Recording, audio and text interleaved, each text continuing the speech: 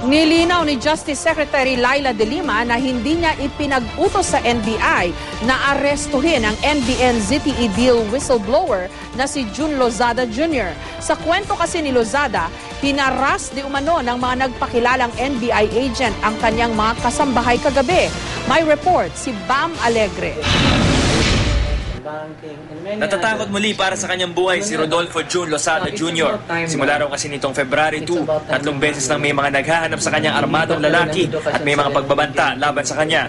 Kagabi nagpakilala raw na NBI agents ang mga nagpunta sa kanilang bahay. Sa loob ng isang pang-anim na araw ay 3 beses kami sinusugod ng mga armadong lalaki sa bahay.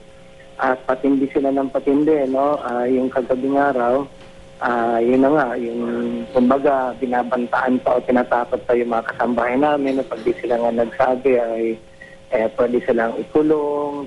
Sa ngayon, nasa sanctuary ng Association of Major Religious Superiors si Lozada. Ang kanyang ipinagtataka ngayon, bakit daw tila iniipit siya ng Administrasyong Aquino. May nasasaktan ba ako sa administrasyon na to? O may natatakot ba sa akin sa administrasyong ito na may na alam nila may ginawa silang mali? Ang pinaghuhugutan nito ang nilabas na arrest warrant ng Sandigan Bayan nitong January 23 para sa 2 kaso ng graft na kinakaharap ni Lozada.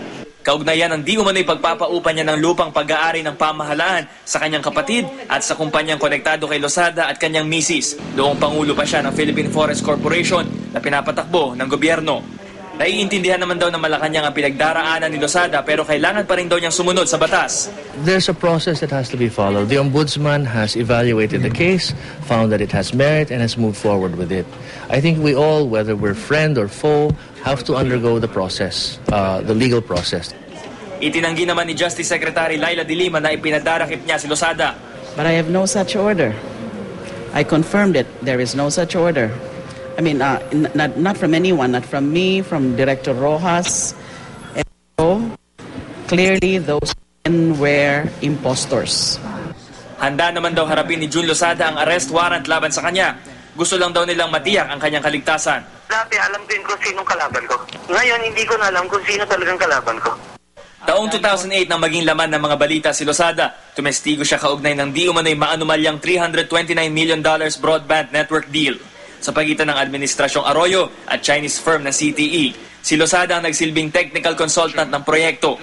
Pagbubunyag niya, inimpluwensyahan di umano ni dating COMELEC Chairperson Benjamin Abado Sr. at dating First Gentleman Mike Arroyo ang transaksyon, kaya napunta sa CTE ang proyekto. Bagay na pinabulaanan ng dalawa.